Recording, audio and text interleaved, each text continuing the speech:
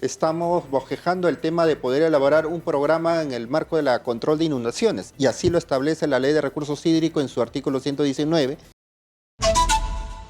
Ya está en nuestros estudios el ingeniero, el magíster Juan Carlos Montero, para hablar de este tema del Día Mundial del Agua. Bienvenido.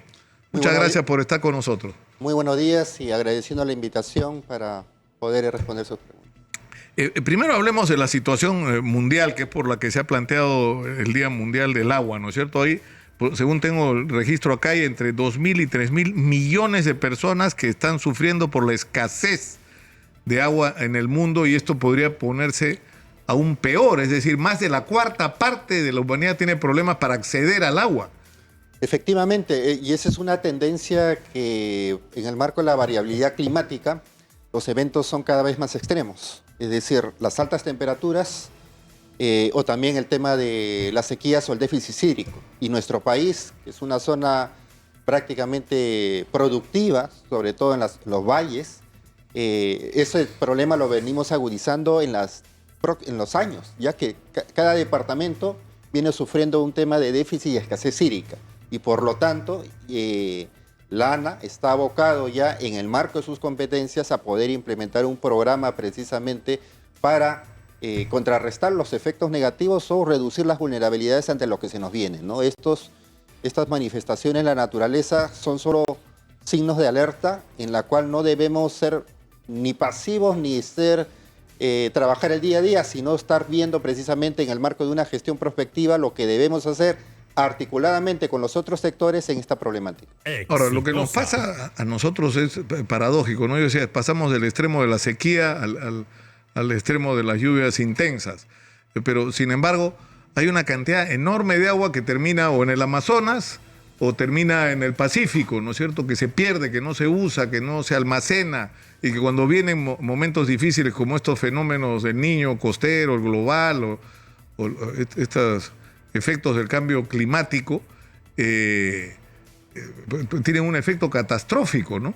Entonces, ¿cuál es el papel que, por ejemplo, la Autoridad Nacional del Agua puede cumplir con respecto a esto?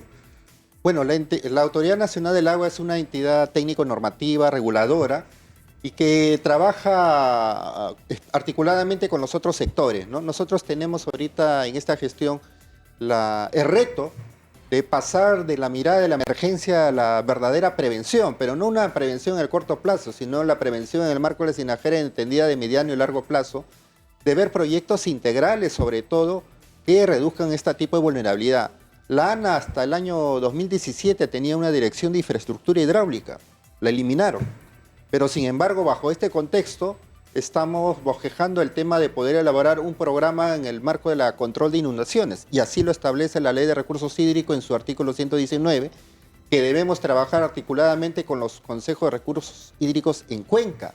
Pero el Consejo de Recursos Hídricos en Cuenca, si bien es cierto, tiene todo un tema de una planificación, tenemos que hacerlo más visible y que empodere y sea el eje articulador para precisamente atacar de raíz, y los proyectos priorizados devengan precisamente de esa planificación. Está escrito el tema de varios planes a nivel nacional. Pero eso es lo que yo no entiendo. Y debemos operativizarlo. Claro, pero ¿qué es lo que pasa? O sea, ¿qué es lo que a mí me resulta inexplicable? Yo he citado, por ejemplo, a este ingeniero chino, que viene y lo primero que hace es decir, a ver, hay estudios, y descubre con sorpresa que hay estudios. Es más, me comentó en un momento que acá había más estudios que los que encontraron en Ecuador. Entonces, por ejemplo, para el caso de Piura, ¿se sabe lo que hay que hacer en Piura? Hace rato que se sabe lo que hay que hacer en Piura. La pregunta es, ¿por qué no se ha hecho? O sea, ¿cuál es la razón? Porque yo no encuentro explicación razonable o aceptable, ¿no?, para que los peruanos estén sufriendo lo que están sufriendo ahora, cuando hacía rato que ya se sabía lo que había que hacer. Hay muchas aristas dentro de esa respuesta del contexto que has marcado, ¿no? Sin duda de que uno de los aspectos fundamentales es el tema de una planificación de mediano y largo plazo. La alta rotación de funcionarios, el tema de no seguir una hoja de ruta independientemente de los gobiernos o autoridades de turno. Que no importe quién esté en el gobierno, exacto, lo que hay que hacer, porque es una política, esto se continúa. Precisamente, el no tener esa secuencialidad y respeto a la planificación nos hace que hoy estemos básicamente trabajando bajo el día a día, nos gane ese día a día y no nos involucremos en una verdadera gestión territorial que atienda las necesidades de la población. Hay necesidades de agua potable, saneamiento. ¿Cuánta población hoy en día invade las laderas de los cerros? Y tenemos las imágenes que pero ya ni siquiera, justo hablamos de eso, ya ni siquiera es un tema de invasiones, son traficantes de terreno que ocupan con matones y después venden los terrenos a gente que está viviendo ahí por terrenos por lo que pagaron, ¿no? Esa es otra problemática en la cual, por ejemplo, la Autoridad Nacional del Agua, a través de hacer respetar la intangibilidad de las fajas marginales, es un claro ejemplo que podríamos ganar si es que se hace respetar el derecho de autoridad a través de los gobiernos locales y regionales. Claro ejemplo lo tenemos en Yuranaki, donde en Chanchamayo se ha declarado la intangibilidad de esa faja marginal, como en muchos otros lugares, pero la informalidad persiste.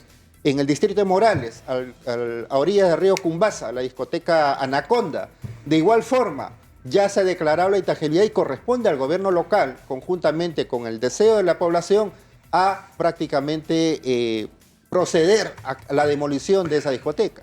Ahora, el tema es el siguiente, señor Montero. No hay demasiadas instituciones, o sea, no tenemos demasiada repartida o sea, ¿por qué? Por ejemplo, si hay una Autoridad Nacional del Agua, ¿por qué no se empodera a la Autoridad Nacional del Agua para la toma de decisiones? Le voy a poner otro claro ejemplo. Seguramente que los gobiernos de turno, con la mejor buena intención, han planteado una serie de entidades tipo Forsur en Ica, recientemente por el Niño Costero, Autoridad de Reconstrucción con Cambio, y no se empoderó a las entidades que verdaderamente tendrían la competencia directa. ¿Y esto qué origina? Exitosa. Fragmentiza la inversión, se diluye y el nivel de impacto y de reducir la vulnerabilidad hacia esa población altamente vulnerable, en este caso ante inundaciones, pues prácticamente no ve los efectos, ¿no? Ahora, yo para citar ejemplos, ¿no? En el caso de, por ejemplo, del Almayeque también me llama la atención. Yo escucho hablar del proyecto de la calzada. Bueno, el año 2009, cuando estaba Ayude Simón de presidente, que además se le metió mucha presión a Ayude Simón porque él era chiclayano, entonces estaba como obligado a responder una demanda histórica del Lambayeque, ¿no? Y se hizo una ley y se estableció que era de prioridad nacional el proyecto de la calzada. ¿Y cuántos años han pasado? 14 años más. 13 años han pasado de que esta es urgencia nacional y la urgencia nacional ni siquiera se ha empezado. Hay otros ejemplos de leyes donde se declaran de prioridad nacional. Tenemos muchos puntos del país donde, y sin embargo, la mochila que se carga es muy pesada para poder viabilizar y sobre todo poder sentir de que la sostenibilidad ambiental, territorial y la planificación se esté respetando en beneficio de la población, ¿no? Esas brechas que aún faltan coberturar son precisamente de ese desorden o esa informalidad que se da en el territorio. Y el claro ejemplo de ello es que no contamos con una ley o reglamento de ordenamiento territorial. Ahora, ¿qué hay que hacer? O sea, ¿por dónde empezamos para salir de esta situación? Porque tenemos desde gente viviendo en las riberas de los ríos hasta obras que no se han hecho y que amenazan, ¿no es cierto?, todo aquello que está en el camino de lo que alguna vez fue un río o un huaico. Un aspecto importante es que sobre esos planes que ya nos indican por dónde hay que empezar, traducirlo a través de una concertación con la población, que sea partícipe y se empodere efectivamente de lo que sus autoridades deben de realizar en ese espacio territorial. Sean conscientes que esas son las alternativas de solución y sean los principales fiscalizadores que esa implementación de proyectos, programas u obras se respeten independientemente de los gobiernos de turno que pasen. Que sean, claro, pero eso nos lleva a establecer un Estado meritocrático y no dedocrático. Yo desaparecería, yo sé que no se puede, ¿no?, desaparecer los puestos de confianza, ¿no? 5% del aparato del Estado son personal de confianza. O sea, tú entras al gobierno y puedes nombrar el 5% de funcionarios para lo que haya sido electo. Y eso no tiene sentido, porque eso muchas veces pasa por encima de gente técnica calificada que ha hecho un aprendizaje, que conoce el tema, que conoce a los interlocutores y que de repente la sacas. Entonces todo vuelve a empezar. Y muchas veces la gente que entra no tiene idea. Está ahí por cualquier razón, menos por su calificación técnica. Y esto, disculpe que me extienda un poquito, no tiene que ver solo con Castillo. Castillo lo llevó al extremo de poner gente que no tenía idea de nada simplemente por cualquier razón o partidario, de haber participado en la campaña o necesitar contentar a gente de las bancadas para que le dieran su voto. Pero esto es un mal que arrastramos por años. No ha sido un patrimonio solo del pésimo gobierno que hizo Castillo, ¿no? Y eso parte precisamente de una planificación donde las instituciones no se traslapen en sus mismas funciones y donde haya una mejor distribución y priorización de los proyectos que se tengan que priorizar a nivel de país, ¿no? Proyectos grandes que prevean lo que es la gestión integral de los recursos hídricos para lo que se viene más adelante, y ya deberíamos estarlo. Claro, ahora el tema es que hay que incorporar a esto no solo lo que hay que, es decir, no solo se trata de hacer todas las obras que hay que hacer para impedir que las lluvias intensas como las que se producen en circunstancias como estas tengan un efecto catastrófico, sino pensar en términos de los proyectos de desarrollo territorial y de desarrollo nacional. Es decir, por ejemplo, si haces la calzada va a ser una revolución en la agricultura y en la vida de Lambayeque. Si haces lo que hay que hacer con el río Piura, va a ser también una transformación para la vida de toda la región. O sea, tiene un valor económico extraordinario. Ahora, a eso hay que sumarle que tenemos un problema con la necesidad de cuidar el agua porque se nos va a acabar. ¿Y qué hacemos con eso? Precisamente, ante esa problemática, el tema del costo-beneficio y empezar a regular las fuentes de agua, como sobre el exceso hoy en día, más bien recibirlo como una muy buena distribución, parte de la inadecuada planificación territorial que estamos haciendo hoy en día. Y esa inadecuada planificación nos está pasando factura y nos seguirá pasando factura si es que no comenzamos de una vez a empoderarnos de lo que debe de hacerse respetando los procesos de planificación. Ahora, esto de es hora de salvar el agua, ¿cómo es esta campaña? Es una campaña de sensibilización, sobre todo hacer ver cómo en algunas buenas prácticas, a veces sin querer, hacemos un uso excesivo desde prácticas domiciliarias. El cambio empieza por uno mismo y ese es el efecto multiplicador que esperamos en la sociedad. ¿Por qué uno no piensa en eso, lo valioso que es el tema del agua. O sea, por ejemplo, hay gente que prende la ducha, deja el agua corriendo mientras se lava los dientes y el agua está corriendo y corriendo. O el tema del goteo por una cañería en mal estado y que se hace desperdicio, y en otros lugares del país prácticamente se compra el agua o tienen que estar transportando el agua. Además carísima, ¿no? Por esas paradojas, ¿no? Que la gente que vive en los barrios más pobres paga por el agua el precio más alto, ¿no? Y como servidores públicos nos debemos para precisamente esa población más vulnerable, ¿no? Que espera una intervención mucho más rápida del Estado para poder precisamente satisfacer esas múltiples necesidades. Hay que hacer como una especie de mandamientos del usuario de agua, ¿no? Es decir, si te vas a bañar, abre la ducha cuando estés debajo de la regadera, ¿no es cierto? No prenderla antes. Si te lavas los dientes, cierra el caño, como está haciendo la campaña esta publicitaria que ustedes han lanzado, ¿no? Esos cambios son progresivos.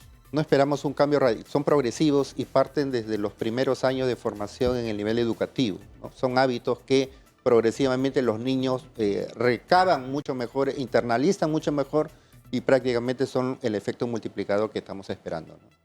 Ahora, en este tema del cuidado del agua, hay un asunto del que me han hablado que yo quería aprovechar que estaba usted acá para preguntarse, que es el tema de Canchaque, este gran almacenamiento de residuos minerales, de relaves mineros, que están literalmente al borde del río Rímac. Es decir, una lluvia muy intensa, un terremoto de alta intensidad y ese relave puede caer sobre el río y puede tener un efecto catastrófico. O sea, va a haber que cortar el agua para Lima si eso no se resuelve. Efectivamente, el tema del Cerro Canchaque, pues es un tema, digamos, es uno de los puntos críticos vulnerables que ante un evento sísmico, digamos, de gran magnitud, puede originar precisamente la incomunicación. Y así podríamos tener algunos otros puntos como ejemplo a nivel nacional. Y para ello, pues precisamente, no debemos estar esperando que suceda o se materialice el mismo evento, sino estar pensando en precisamente. Claro, porque eso nos pasa, ¿no? O sea, dices, por ejemplo, ejemplo, Canchaque, que para la gente que no sabe, ¿no? Canchaque está al lado de un proyecto minero que durante décadas ha ido acumulando relave. El problema es que se ha acumulado el relave al lado del río. Entonces es cierto que se ha hecho una barrera, pero esa barrera en una situación de lluvias intensas fuera de lo normal o de un terremoto de alta intensidad se puede vencer. ¿Y qué puede pasar? que ese relave altamente contaminado va a mezclarse con el agua de río. Y esa agua de río es la que consumimos en Lima. O sea que no vamos a poder consumir esa agua. Va a haber que cortar el abastecimiento de agua en Lima. Bueno, son situaciones... Ahora, ¿cuántos años que hablamos de eso? De Exactamente. Cancha que hablamos ya. Que hablamos de eso? O sea, se nos puede venir encima el Cerro Canchaque. Ya. Ok. Apúntalo. Imagínense que ahora también estamos ya dentro de la época que el IGP ha manifestado que tanto las costas de Lima como las costas de Arequipa están expuestos a un macrosismo. Imagínense que bajo la problemática que estamos viendo hoy día, encima tengamos ese aspecto, ¿no? Bueno, tenemos por todos lados. ¿Ah? Muchas gracias a Juan Carlos Montero, Chirito, jefe de la Autoridad Nacional del Agua, de la ANA, por estar con nosotros. Muchas gracias por la invitación y desde la Autoridad Nacional del Agua nuestro compromiso para trabajar para una gestión integral de los recursos hídricos en beneficio de la población. Sí, yo creo, para terminar, pues yo creo que también hay que darle continuidad a estas cosas, porque estamos hablando de cómo no se le da continuidad a los ejecutivos, a los funcionarios, a la gente que sabe de un tema y cambia la política, entonces cambia todo y volvemos a empezar de cero. Pero yo creo que también en los medios tiene que haber una responsabilidad de continuidad al tratamiento de ciertos temas. Por ejemplo, al manejo, al uso responsable del agua, que es la campaña que ustedes están haciendo ahora, pero también al otro tema, ¿no es cierto? Hacer un seguimiento ya. Hemos hablado, por ejemplo, ahora de lo que no se ha hecho en Piura, lo que no se ha hecho en Lambayeque, lo que habría que hacer en Lima con todas las quebradas, o el tema de las personas viviendo en situación vulnerable. Ya, dentro de 15 días volvemos a hablar, pues, a ver qué se ha hecho, ¿no es cierto? Efectivamente, el tema de control, monitoreo es permanente, ¿no? Y sobre todo hoy en día con la tecnología también que está en boga, utilizar esa tecnología, buscar nuevas innovaciones que puedan adecuarse al contexto territorial y sobre todo estar en una retroalimentación de lo que podemos hacer. Muchas gracias por estar con nosotros. Estamos comprometidos, lo voy a llamar cada 15 días para hacer un balance de cómo van las cosas.